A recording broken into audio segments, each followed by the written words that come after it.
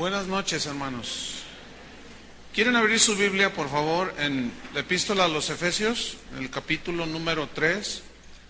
Porque quiero continuar con la serie que ya llevamos. Este sería el tema número 11, que se titula La revelación del misterio. Y esta es una serie, nuestra herencia en Cristo, que nos ha enriquecido muchísimo, ¿verdad? Entonces vamos a estudiar del capítulo 3, de los versículos 1 al 13. ¿Ya lo tienen? Pablo está hablando, acuérdense ya, las enseñanzas pasadas, de cómo él hizo de ambos pueblos, judíos y gentiles, hizo uno solo.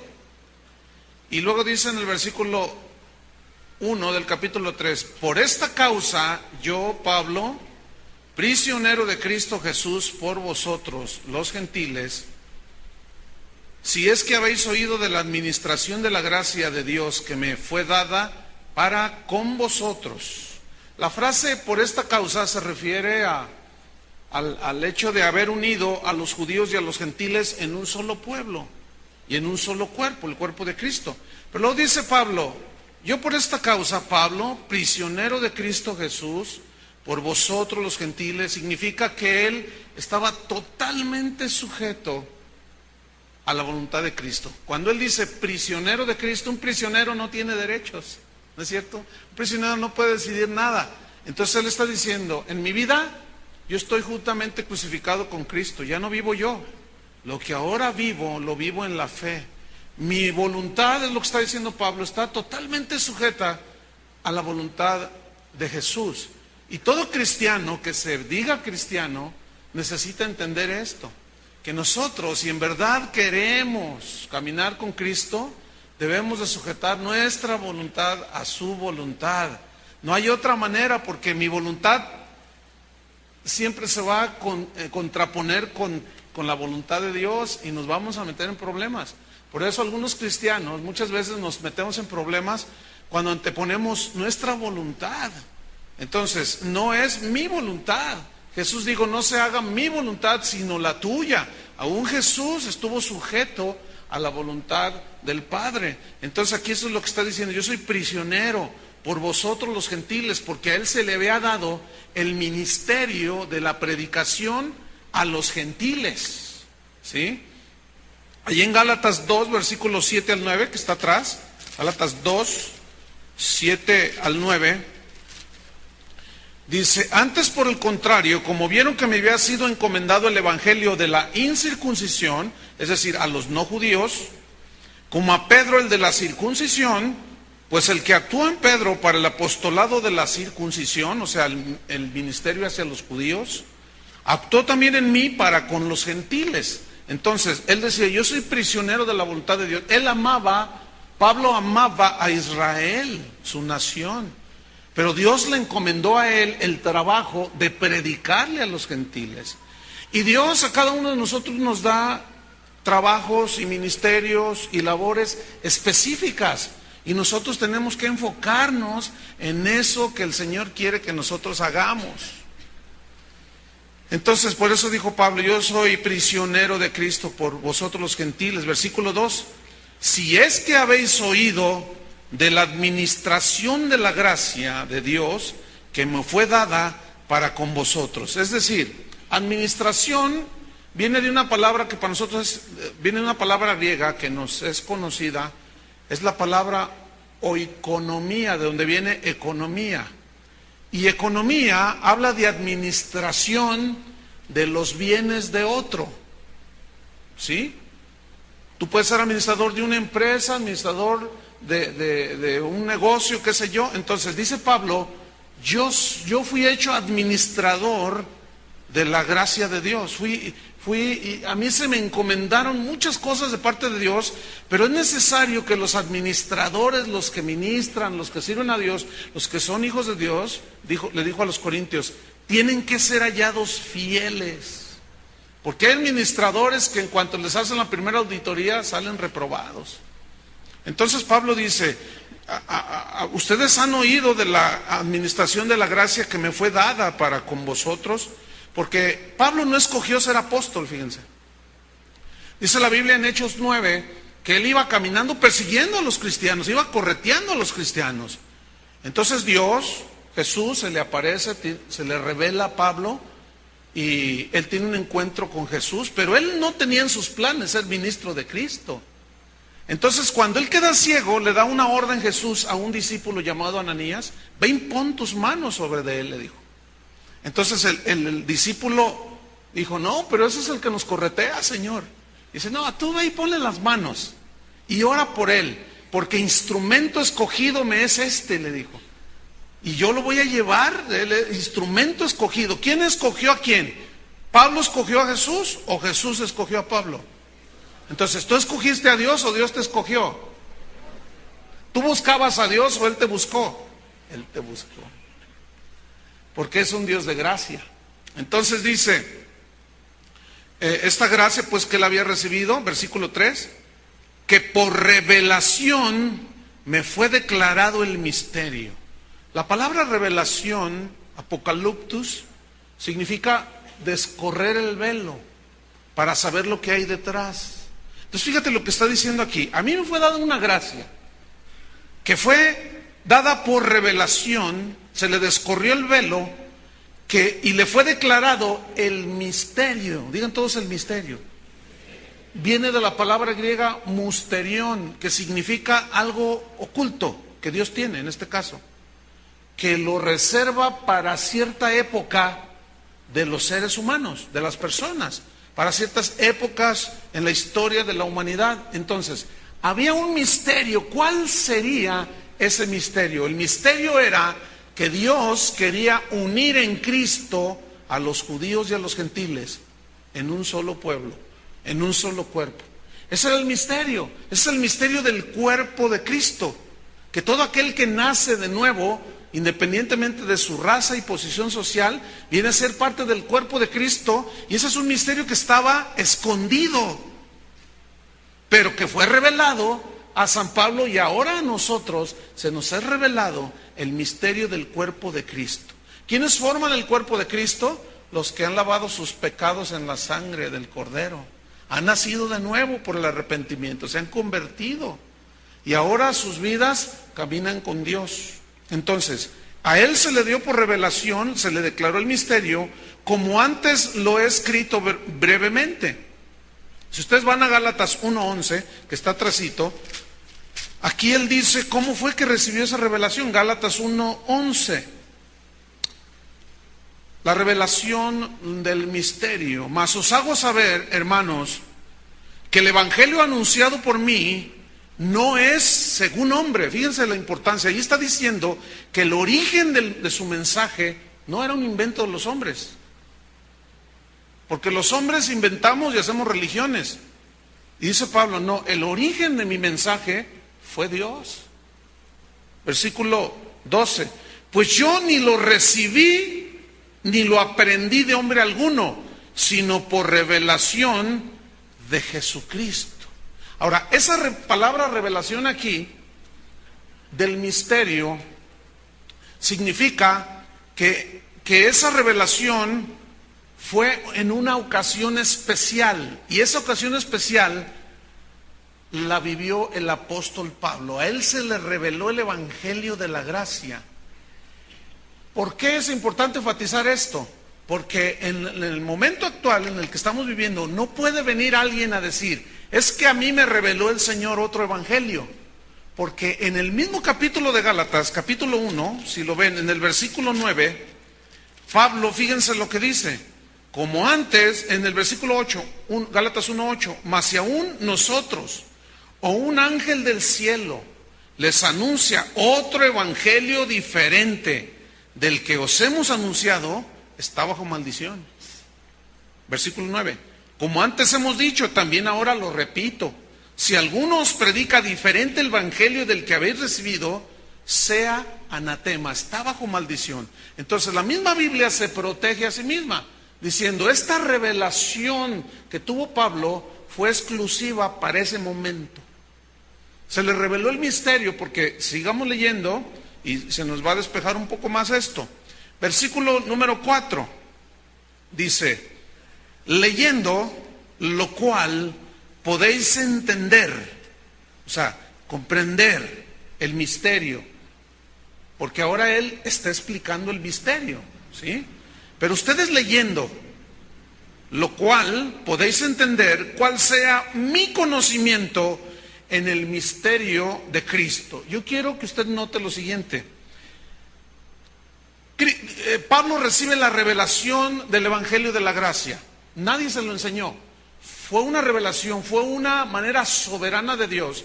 Así como Dios lo escogió a él de una manera soberana, también le reveló de una manera soberana el Evangelio de la Gracia.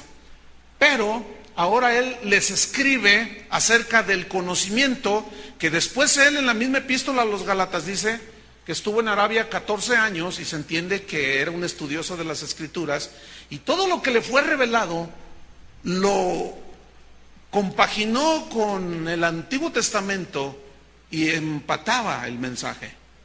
Por eso es que él en sus epístolas menciona mucho el Antiguo Testamento, de cómo se cumplió y por revelación él recibió. Ahora, repito y enfatizo, ¿alguien puede venir ahora como un puertorriqueño que anda por ahí diciendo que él es el Cristo encarnado? Pues no, porque ya está establecido, y según el texto original dice que esta revelación fue exclusiva para ese momento en la vida de Pablo. Ahora, seguimos leyendo. Versículo 4. Entender cuál es mi conocimiento en el misterio de Cristo. Qué importante es tener ahora nosotros el conocimiento. Ahora la revelación del misterio a nosotros se nos da por la lectura de la palabra. ¿Sí? Ahora, si nosotros no estudiamos las Escrituras, no vamos a saber cuál es nuestra herencia en Cristo. Antes de que nosotros queramos hacer cosas para Dios, tenemos que entender primero lo que Él hizo por nosotros, para que en base a ese conocimiento que adquirimos por medio del estudio sistemático de las Escrituras, porque ahora si un cristiano dice, no, a mí que me lo revele como a Pablo, no, esa revelación ya no está, porque la revelación ya está escrita. Ya no hay revelación de ese tipo, porque ya está escrita. Si no, imagínate, la Biblia estuviera de este tamaño. Fíjate lo que dice enfatizo ahí la palabra mi conocimiento. Y en todas sus epístolas Pablo habló del conocimiento, que seáis llenos del conocimiento de su voluntad. Conocimiento. Porque si tú y yo no conocemos la herencia, no conocemos lo que Él hizo por nosotros, difícilmente nosotros vamos a ser efectivos, difícilmente vamos a crecer maduros en Cristo por la ignorancia que hay. ¿Y saben qué es lo que Satanás se aprovecha en un cristiano? La ignorancia. Porque la ignorancia te limita tu campo de acción. Al no conocer al no estar llenos del conocimiento de su voluntad, no sabes qué hacer. Y por eso se cometen tantos errores. Entonces Pablo dice, mi conocimiento acerca de este misterio, pero luego nos sigue diciendo cómo él ahora nos está enseñando ese misterio, para que tengamos ese conocimiento. Seguimos leyendo, versículo 5. Misterio que en otras generaciones, refiriéndose a sus antepasados, no se dio a conocer a los hijos de los hombres, como ahora es revelado, escuchen, a sus santos apóstoles y profetas por el Espíritu. Segundo Timoteo 3:16 dice que toda la Escritura es inspirada por Dios. Ahora, aquí en segunda de Pedro 1:20, busquen segunda de Pedro 1:20, porque esto empata perfectamente con lo que dice Pablo aquí, que ahora dio a conocer esta revelación a los santos apóstoles y profetas por el Espíritu. Ahora veamos segunda de Pedro 1:20. Dice así, vamos desde el 19. Tenemos también la palabra profética más segura. ¿Qué tenemos? La palabra profética más segura. Aquí la palabra profética se refiere al Evangelio, a la palabra de Dios. Tenemos las promesas de Dios, lo que Dios ha dicho, y es lo más seguro que podamos tener. Dice, a la cual, o sea, esta palabra, hacéis bien en estar atentos, como a una antorcha que alumbra en lugar oscuro, hasta que el día esclarezca y el lucero de la mañana salga en vuestros corazones. Hablando de lo que vendrá, que viviremos en la eternidad con el Señor. Ahorita estamos pues en lugar oscuro, las tinieblas del mundo, pero un día va a salir a la luz toda la restauración, la vida eterna, la redención completa, etcétera, etcétera. Pero mientras que eso sucede, haremos bien en estar como atentos a la palabra profética, ya revelada, repito. Ahora fíjate el versículo 20. Entendiendo primero esto, hay que entenderlo todos, que ninguna profecía de la Escritura es de interpretación privada. ¿Qué significa que ninguna escritura es de interpretación privada? Que ninguna cosa de las que están aquí escritas fue un invento de alguien. Porque fíjate lo que dice el versículo 21, porque nunca, digan nunca, ¿qué es nunca? Nunca. Porque nunca, dice, la profecía fue traída por voluntad humana. Aquí profecía se entiende la revelación del Evangelio, ¿ok? Nunca fue traída por voluntad humana. Por eso Pablo dice, no, a mí nadie me la enseñó, pero fue una revelación por la gracia de Dios. Y se me dio esta administración a mí. Y ahora Él enseñó esa revelación. Entonces dice, nunca la profecía fue traída por voluntad humana, sino que los santos hombres de Dios hablaron, ¿cómo? Siendo inspirados. La palabra inspiración es el aliento de Dios, vino sobre de ellos y hablaron la palabra de Dios. Hablaron siendo inspirados por el Espíritu Santo. Ahora el capítulo 2 versículo 1 dice, pero hubo falsos profetas entre el pueblo, como habrá entre vosotros falsos maestros, que introducirán encubiertamente herejías destructoras, y aún negarán al Señor que los rescató, atrayendo sobre sí mismos destrucción repentina. Y muchos seguirán sus disoluciones, por causa de los cuales el camino de la verdad será blasfemado. Fíjate cómo la Biblia se protege a sí misma. La Biblia se interpreta a sí misma. Por un lado, Pablo dice, a mí se me fue dado la revelación del misterio, pero no fue un rollo mío. Fue algo que Dios en su soberana gracia. Ahora, ya es la revelación que compagina perfectamente con la sombra de que el Antiguo Testamento hablaba acerca de Cristo y del Evangelio de la gracia. Pero esta revelación ya no puede haber otra. Ya no puede haber otra. Porque si alguno predica algo diferente a lo que está ya revelado en esta palabra profética que es segura, está bajo maldición. No le creáis. Porque los santos hombres de Dios, los apóstoles que escribieron las epístolas, los evangelios, ellos no hablaron de su propia iniciativa. No fue una interpretación privada de las cosas, sino que hablaron siendo inspirados por el Espíritu Santo. Y eso quedó plasmado en las Escrituras. De manera que ya no hay revelación fuera de lo que ya está escrito. Téngalo muy presente, porque ya estamos viviendo los últimos tiempos y ya están apareciendo estos falsos profetas que dicen que Dios les reveló que la luna es de queso. Y la gente se la cree y va y compra 1 kilo de tortillas. Vamos al capítulo 3 de Efesios. Entonces él dice, este misterio que en otras generaciones, estoy en el versículo 5, no se dio a conocer a los hijos de los hombres, pero ahora es revelado y ya quedó revelado a sus santos apóstoles y profetas por el Espíritu. ¿Qué es el misterio? Aquí nos lo muestra revelado. Versículo 6, que los gentiles, ¿quiénes son los gentiles? Diga yo, nosotros. ¿Quiénes son los gentiles? Deberíamos de estar contentos. Porque como dice en el capítulo 2 que ya estudiamos, estábamos alejados, estábamos sin Cristo, alejados de la ciudadanía de Israel, ajenos a los pactos de la promesa, sin esperanza y sin Dios en el mundo. Pero la gracia de Dios se manifestó. Su plan era incluirte a ti, incluirme a mí, incluirnos a nosotros. ¿Cuánto le dan gracias por su bondad? Eternamente agradecidos. Entonces, el misterio revelado era que los gentiles, nosotros son coherederos, juntamente con los judíos. ¿Herederos de qué? Y miembros del mismo cuerpo. Y copartícipes, o sea que van a la par de la promesa en Cristo Jesús por medio del Evangelio. Copartícipes. Nadie es copartícipe porque sea más inteligente o sea más bueno que otro. No es por pura gracia. ¿Por qué es?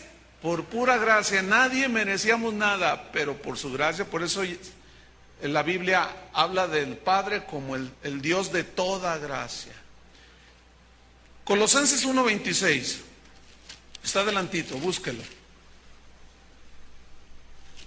Aquí está otra vez. Fíjate. En el 25, hablando del Evangelio de Cristo, Colosenses 1:25, de la cual,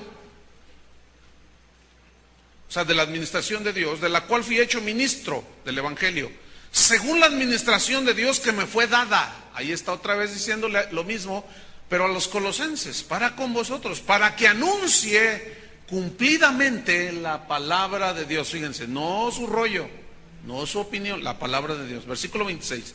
El misterio, el musterión que estaba oculto, el misterio que había estado oculto desde los siglos y edades, pero que ahora ha sido manifestado, ¿a quién? A sus santos. ¿Quiénes son sus santos? Los creyentes. Ve el versículo 27. A quienes Dios, o sea, los santos, quiso dar a conocer, conocimiento otra vez. Nos quiso dar a conocer ¿qué? Las riquezas de la gloria de este misterio entre los gentiles. ¿Cuál es el gran misterio? Que es Cristo en vosotros, la esperanza de gloria. El gran misterio, hermanos. ¿Saben cuál es? Finalmente, en toda su contundencia y plenitud, que el Dios, creador del universo, quería morar dentro de nosotros. Eso escapa a la capacidad de muchos de nosotros. A mí se me funden los fusibles cuando dice Cristo en vosotros. Entonces yo pienso en el Cristo. Y en Colosenses 1:15 al 18 habla de que en Él fueron creadas todas las cosas, por medio de Él y para Él, y Él sustenta todas las cosas. Y ese Dios creador quiso vivir. Es que hasta es difícil expresarlo. Es fácil, pero por la profundidad del misterio, yo confío que el Espíritu Santo les revele. Que ese creador quiso vivir dentro de nosotros. Hace, no sé, ¿qué será? Un mes, yo estaba en mi casa, pues, orando, estudiando la palabra de Dios, y me estaba mostrando tantas cosas como estas, y de pronto yo abrí mi boca y dije lo siguiente, me salió espontáneo, ¿con qué clase de Dios estoy tratando? Así dije. Piensen, ¿con qué clase de Dios estamos tratando? Ni más ni menos que con el creador del universo. El gran misterio, hermanos, es que el creador del universo, que tú miras sus maravillas, Salmo 19, los cielos cuentan la gloria de Dios. Y el firmamento anuncia la obra de sus manos. Las obras de la creación, Romanos 1, 20 y 21, dan testimonio de un creador. Y tú ves las maravillas del universo y luego piensas y dices, ese Dios quiso vivir dentro de mí. Eso es exactamente lo que dice. Porque en el Antiguo Testamento el tabernáculo era toda una simbología del Cristo que habitaba en un lugar santísimo que solamente podía entrar un hombre a través de sacrificios de animales inocentes. Pero el gran misterio revelado es que, he aquí, el Cordero de Dios que quita el pecado del mundo. ¿Para qué? Para que tú y yo pudiéramos entrar al lugar santísimo de la presencia de Dios, tuviéramos comunión con Él. ¿Qué significa esto? Una habitación. ¿O ignoráis que sois templos del Espíritu Santo? Esta es la profundidad del misterio, hermanos. Que Cristo quiere habitar en nosotros. Cristo en vosotros, la esperanza de la gloria. ¿Saben qué debería de provocar esta revelación? Una completa seguridad de que Dios está con nosotros. Salmo 121. Alzaré mis ojos a los montes. ¿De dónde vendrá mi socorro? Mi socorro viene de Jehová. No dará tu pie al resbaladero, ni se dormirá el que guarda a Israel. Jehová te guardará de todo lo mal. Él guardará tu alma. Cuando Jesús dijo, en el mundo tendrán aflicciones, pero confíen, yo estoy en ustedes. Este es el gran misterio, hermanos. Que Dios el Creador vino a morir para habitar un cuerpo. Un cuerpo que necesita la resurrección. Un cuerpo que el Señor quiere que santifiquemos cada día porque es su habitación. Ese es el gran misterio, hermanos. Y al vivir Cristo en nosotros no hace distinción de raza ni de posición social. Esa es la gran revelación del misterio. Ahora, vamos al capítulo 3 de nuevo.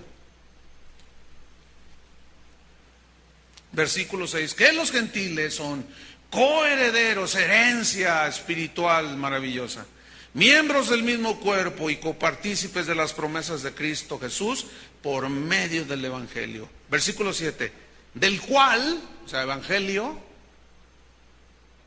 yo fui hecho ministro, servidor, siervo de Dios, por el don de la gracia de Dios. Fíjate, Pablo era un hombre humilde, que reconocía que él estaba en el ministerio no por sus méritos, no por su capacidad intelectual, por sus logros mundanos, seculares, sino por el don de la gracia de Dios.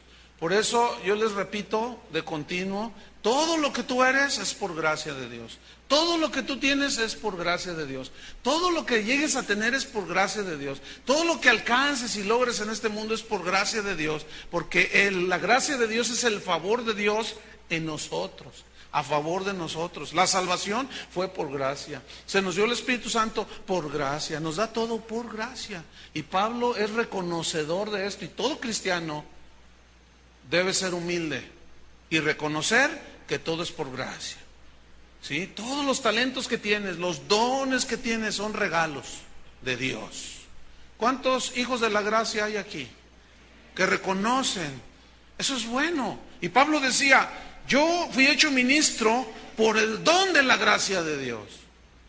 Ni siquiera estaba en mis planes ser ministro, apóstol, pero por su gracia, que me ha sido dado este don, según la operación de su poder. Abran su Biblia en 1 Corintios 5:10. Según la operación de su poder. 1 Corintios 5, versículo 10. A ver. Aleluya. ¿Están aprendiendo? 15:10, perdón. 1 Corintios 15:10. ¿Están aprendiendo, hermanos? Fíjate lo que dice aquí Pablo. Vamos desde el 9. Porque yo soy el más pequeño de los apóstoles. No era una falsa humildad, era genuino el asunto aquí.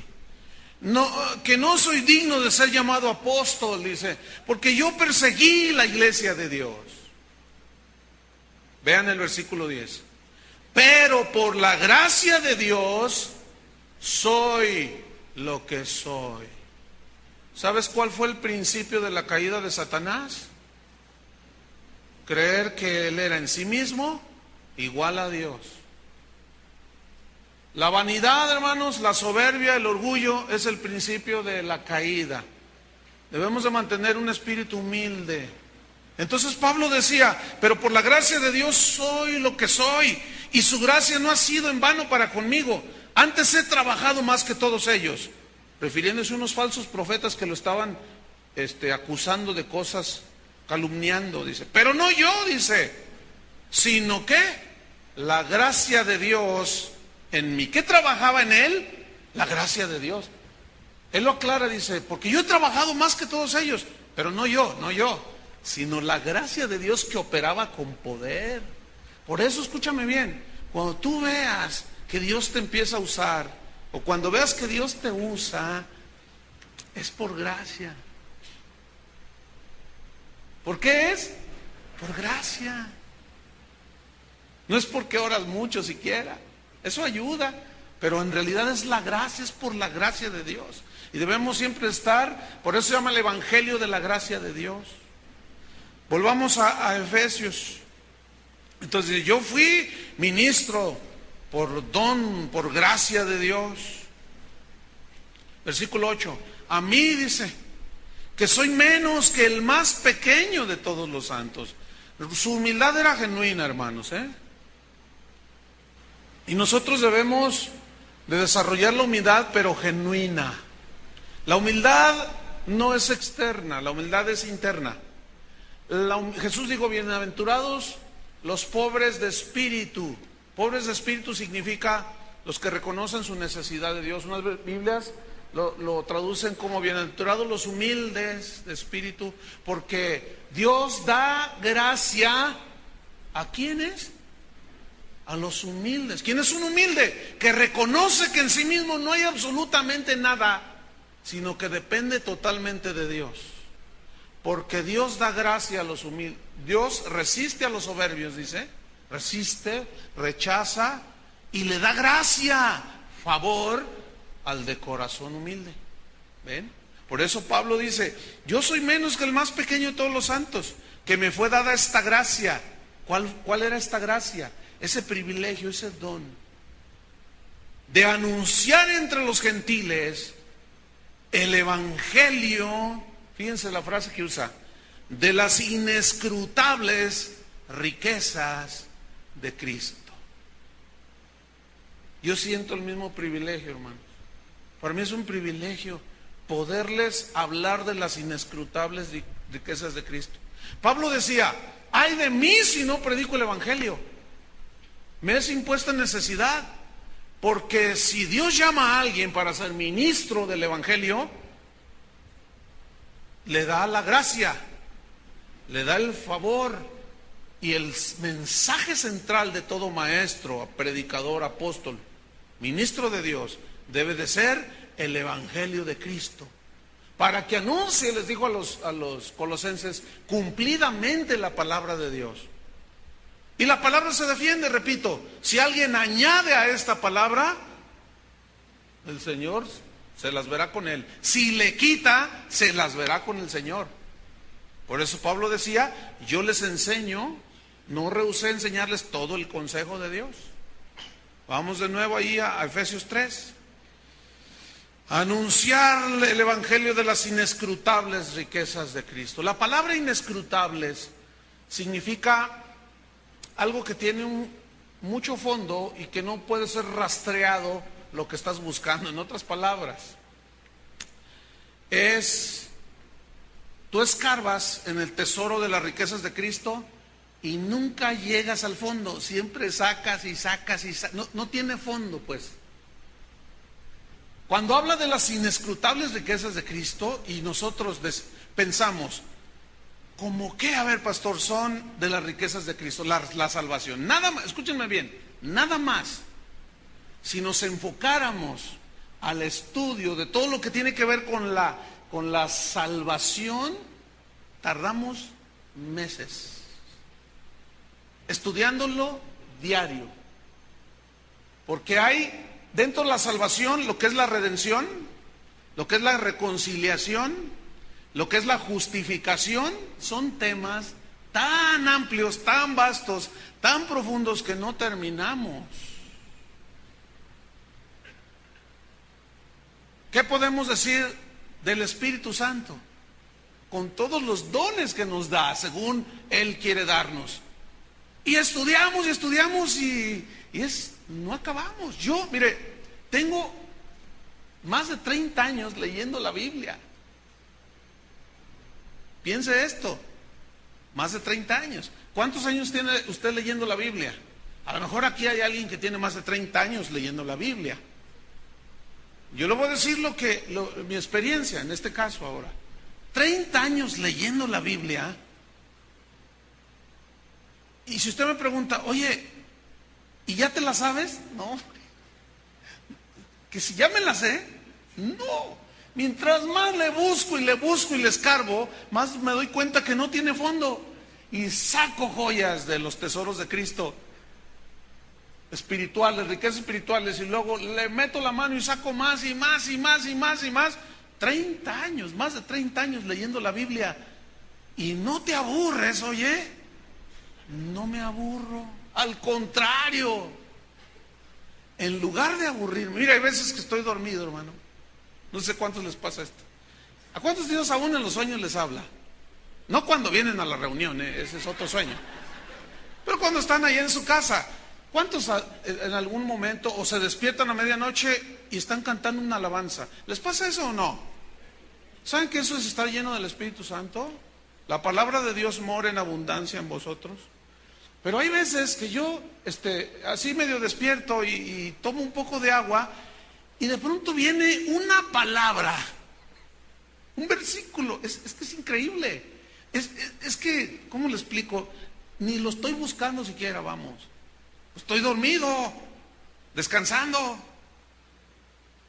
Despierto así levemente y viene un versículo. Y a veces agarro la Biblia allí o el diccionario y empiezo a buscar. Y digo, ¡ah, qué tremendo! Hermano, más de 30 años. No he llegado, pienso, ni al 5%, ni a 1 metro de profundidad. Porque todo lo que he sacado en 1 metro ha sido maravilloso. Las inescrutables riquezas de Cristo. Hay tanto bueno que hay que decir que es una tristeza que de tanto bueno de las riquezas de Cristo que se le pueden enseñar a los hijos de Dios, se les está enseñando un evangelio que no es el evangelio de las inescrutables riquezas de Cristo. Y eso sí es un crimen, hermano. Pero los pastores vamos a rendir cuentas. Por eso yo tengo tanto temor, hermano. Siempre de cuando me paro, ya sea en el salón de clases o aquí o en cualquier lugar, siempre tener algo de la palabra de Dios. Hay mucho que decir, mucho que enseñar y no vamos a terminar. Los que están en la escuela bíblica piensan que con 2 años ya, no, hombre, es el inicio.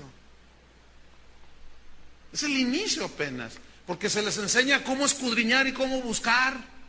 Ya después se van a dar cuenta de las demás riquezas. Entonces dice Pablo, a mí se me dio esta gracia de anunciar de las inescrutables riquezas de Cristo. Colosenses 2, versículo 2. Colosenses 2, 2. Aleluya. Para que sean consolados sus corazones, unidos en amor, fíjese, hasta alcanzar todas las riquezas del pleno entendimiento, a fin de conocer el misterio de Dios el Padre y de Cristo. Escuche el versículo 3, de Cristo, en quien están escondidos todos los tesoros de la sabiduría y del conocimiento. Aquí están, hermanos, en Cristo. Ese Cristo que vive en nosotros, ese glorioso Espíritu que vive entre nosotros, y tenemos la palabra profética más segura. ¿Cuál es tu necesidad? ¿Cuál es tu problema? ¿Con qué pecado estás luchando? ¿Sabes que la palabra de Dios tiene una palabra específica para ese problema tuyo, esa necesidad tuya, esa situación tuya? Pero necesitas leer, adquirir conocimiento, sino ¿cómo tú vas a aplicar la medicina para tu enfermedad, espiritual o física o lo que sea. Entonces Pablo dice allí en los Colosenses, en Cristo están escondidos todos los tesoros de la sabiduría y del conocimiento. Qué triste es que muchos predicadores de hoy estén raptando frases y palabras y pensamientos de los motivadores del mundo e incorporándolos a la iglesia como si fuese un mensaje de Dios, y no es un mensaje de Dios. Y hacen a un lado el verdadero tesoro. Siempre vayan a la Biblia, amen la palabra. Por eso Pablo dijo, la palabra de Cristo mora en vosotros en abundancia, les dijo a los colosenses. Jesús dijo, si permanecéis en mis palabras, seréis verdaderamente, ¿qué? Mis discípulos. Y conoceréis la verdad, y la verdad os hará libres. ¿Libres de qué? De la esclavitud del pecado, de todas las cosas que nos tenían atados. Somos libres por medio del conocimiento de lo que Él hizo, y esas son las inescrutables riquezas de Cristo. Fíjate nada más, ¿cuántos se creen ahora todavía unos pobretones? Somos inmensamente ricos. El domingo les voy a predicar sobre la iglesia de Esmirna. Esa iglesia, Jesús le dijo, tú eres pobre, pero eres rica. Era pobre materialmente, pero rica espiritualmente, porque habían guardado la palabra de Dios. Entonces, la verdadera riqueza y la verdadera prosperidad es en la medida en que tú guardas la herencia de Cristo en tu corazón, las inescrutables riquezas de Cristo. Esa es la verdadera riqueza, esa es la verdadera prosperidad, hermanos. No hay otra. Entonces, volvamos a Efesios. El evangelio de las inescrutables riquezas de Cristo. Versículo 9. Y de aclarar, prenderles la luz por medio de la predicación, de la proclamación, de la amonestación, de la enseñanza de la palabra de Dios, de aclarar a todos. Por eso, en las 3 reuniones diferentes que tenemos el fin de semana, que es el sábado y el domingo 2, una en la mañana y otra mediodía, doy el mismo mensaje. Siempre doy el mismo mensaje porque es diferentes personas, y son varios miles de personas que vienen, y otros que no pueden venir el fin de semana, que vienen los jueves. Y para mí es muy importante aclararles a todos por medio del mensaje del evangelio.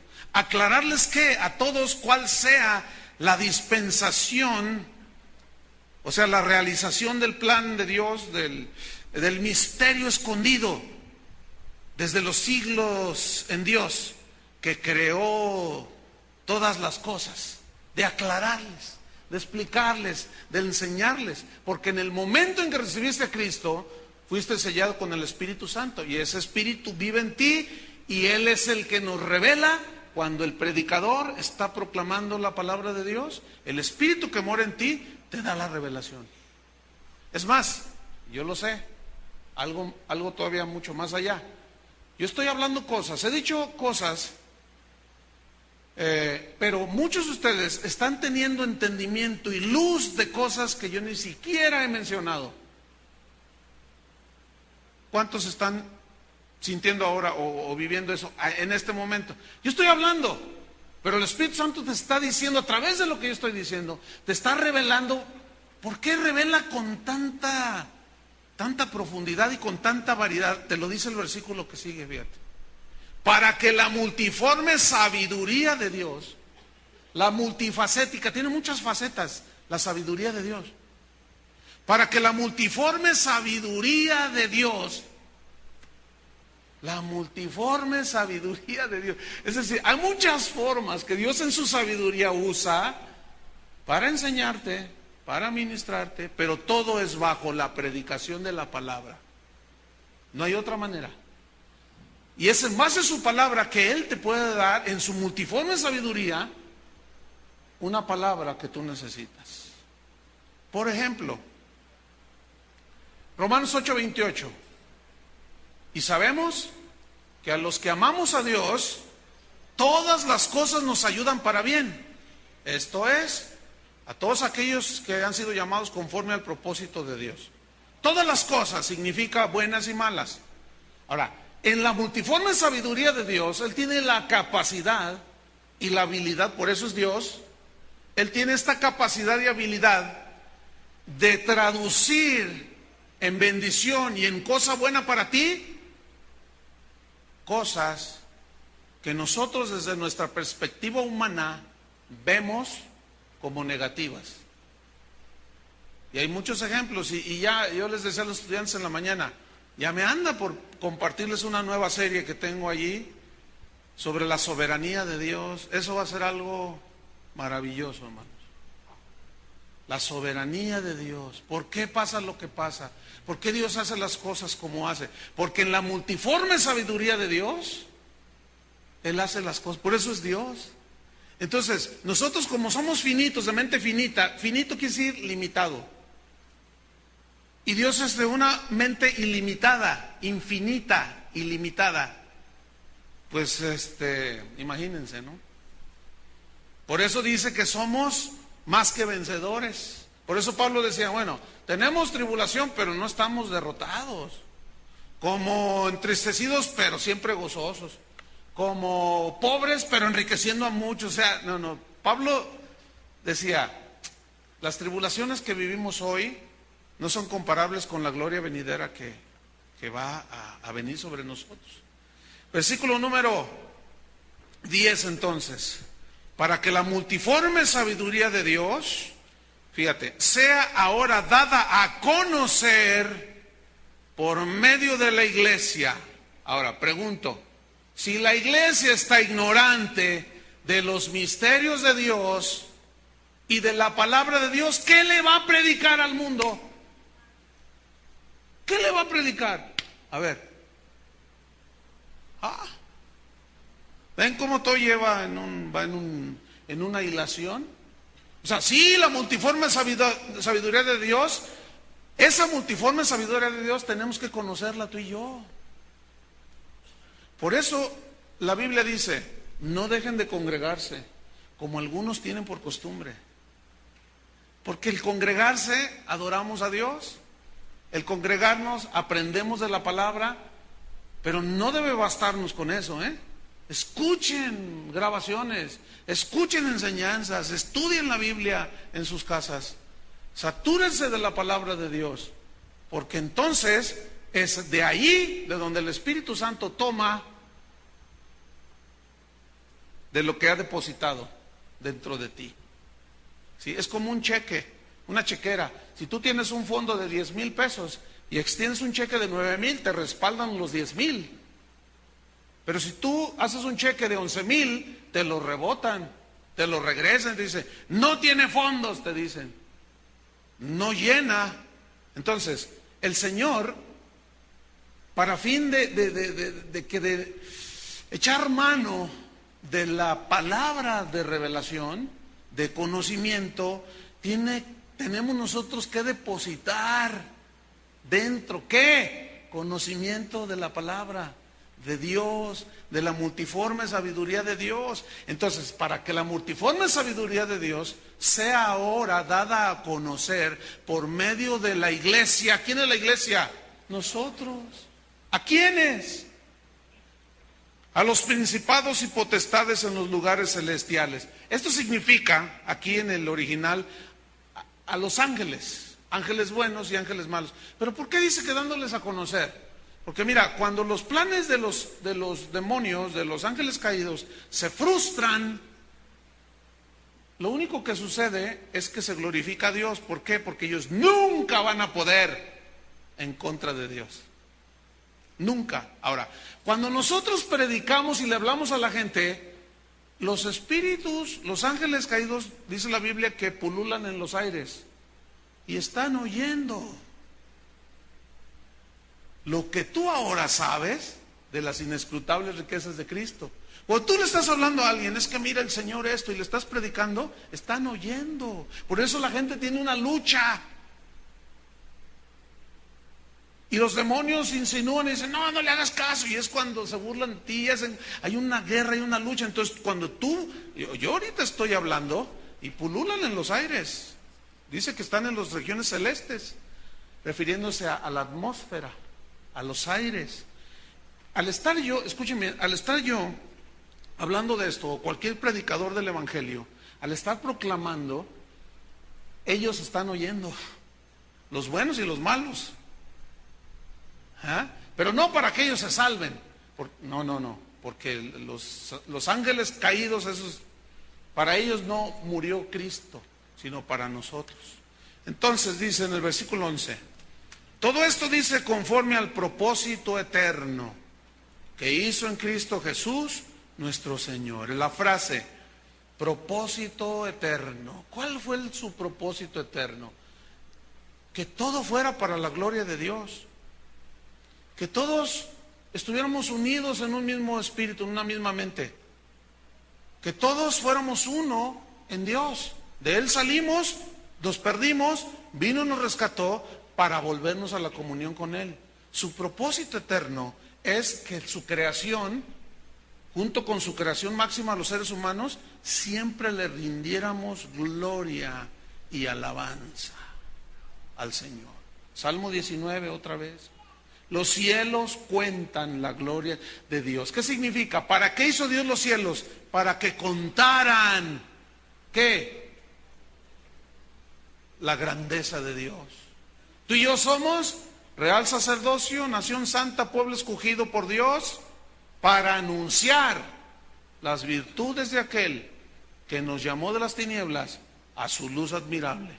¿Para qué fuimos creados entonces? Para alabanza de la gloria de su gracia. Ese es el primer ministerio de todos, ya lo hemos enseñado a la iglesia, el propósito de la iglesia.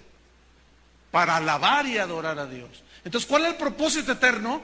Que toda su creación le rindiera adoración eterna, hermanos. ¿Y qué vamos a estar haciendo según la revelación de Apocalipsis? Que dijo Juan, vi en visión millones y millones de toda lengua, tribu y nación, postrados delante del trono del Cordero y diciendo al Cordero que fue inmolado, sea digno de toda gloria, honor, alabanza por los siglos de los siglos. Y la voz de todos los redimidos era como estruendo de muchas aguas. Era un ruido ensordecedor de toda la gloria y la alabanza. Ese era el propósito eterno, fíjate. Para rendirle toda la gloria y la alabanza. Y por eso estamos aquí, hermanos, ¿verdad?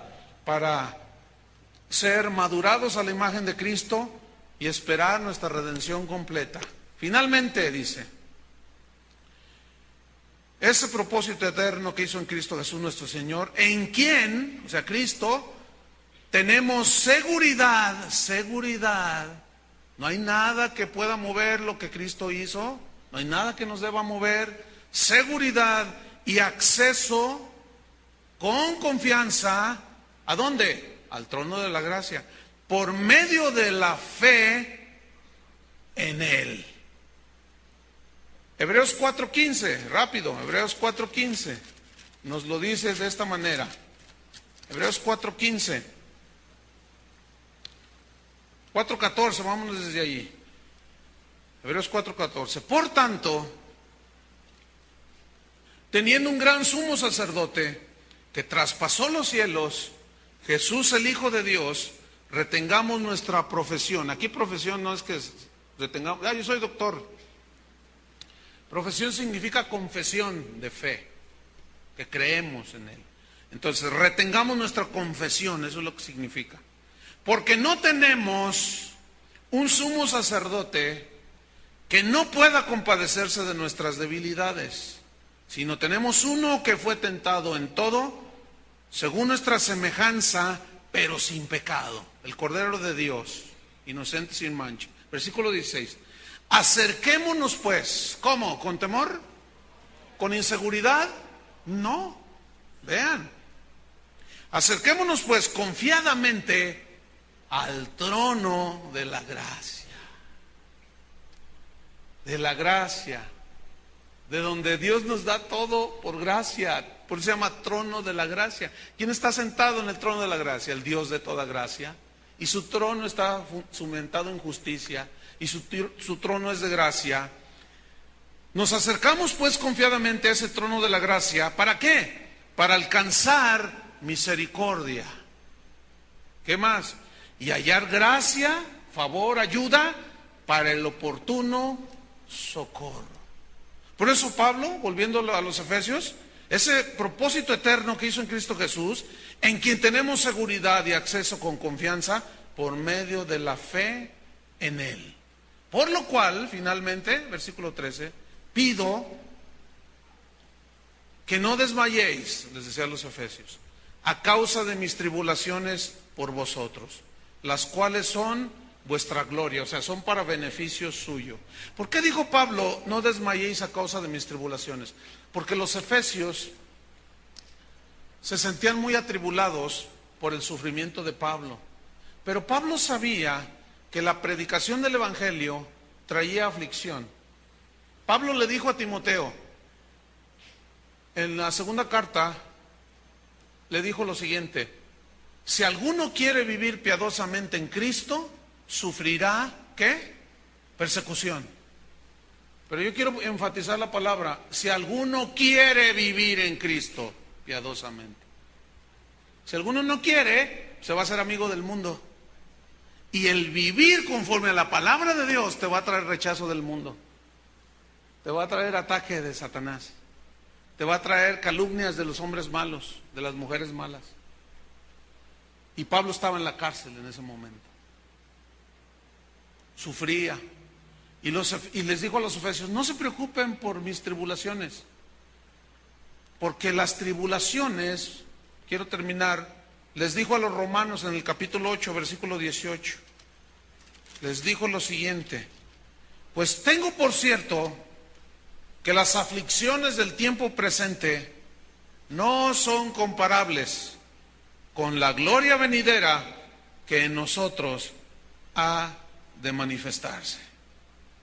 Filipenses 1:12, se los leo, dice: quiero que sepáis, hermanos, que las cosas que me han sucedido han redundado más bien para el progreso del Evangelio. ¿Qué le había sucedido? Lo habían metido a la cárcel. Y en lugar de callar, dijo Pablo, yo estoy preso, pero la palabra de Dios no está presa. Vean el poder de la palabra de Dios. Que aún estando en dolor, en tribulación, el gozo de Dios puede estar en nuestro corazón. Y esta es otra de las riquezas inescrutables de Cristo. ¿Cuántos le dan gracias a Dios? Ese nada más es una semillita, una pepita de oro espiritual de las inescrutables riquezas de Cristo. ¿Cuántos están agradecidos con Dios? ¿Quieren darle gracias a Él? Levántate, ponte de pie. Levanta tus manos al cielo. Ese misterio, los misterios de Dios, revelados a nosotros, hermanos, esto es algo maravilloso. Cuando tú le hablas a alguien, ¿verdad que la primera reacción es que no te entienden? Pues ¿cómo te van a entender? Si no tienen al Creador viviendo dentro de ellos, ¿verdad? Pero tú naciste de nuevo y empezaste a entender muchas cosas. Cierra tus ojos. Ahora, ¿cuál es tu necesidad? Porque podemos entrar con seguridad y confianza al trono de la gracia para encontrar gracia y oportuno socorro. ¿Cuál es tu necesidad? ¿Cuál es tu situación, tu problema? Nosotros tenemos una herencia maravillosa en Cristo, que es espiritual. Pero también dice Pedro que todas las cosas que conciernen a la vida y a la piedad nos han sido dadas por su divino poder. También dice que el Señor es nuestro proveedor.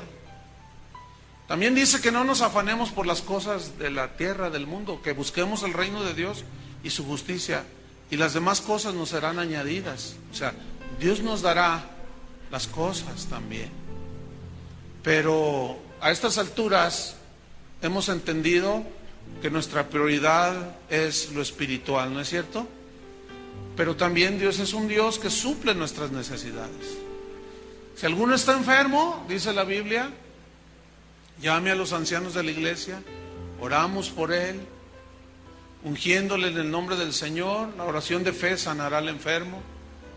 Si alguno está triste, haga oración.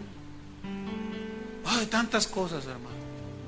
Si alguno está turbado en su mente, pues la paz de Dios te puede llenar de nuevo a través de apropiarte por fe enfrente de Él la promesa de mi paz os dejo, mi paz os doy.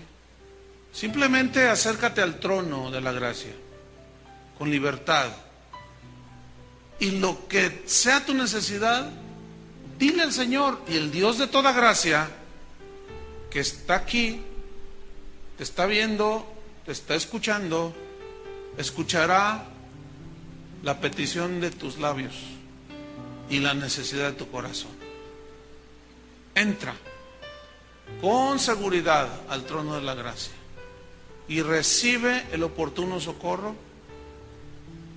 Dice la Biblia que a través de la fe y la paciencia heredamos las promesas.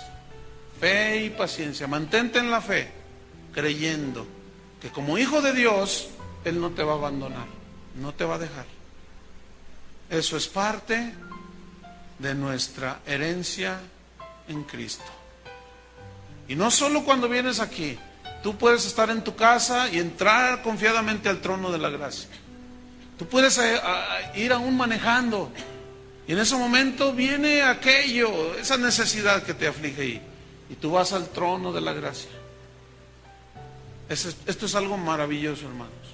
Y todo esto es gratuito, es un don, es gracia de Dios.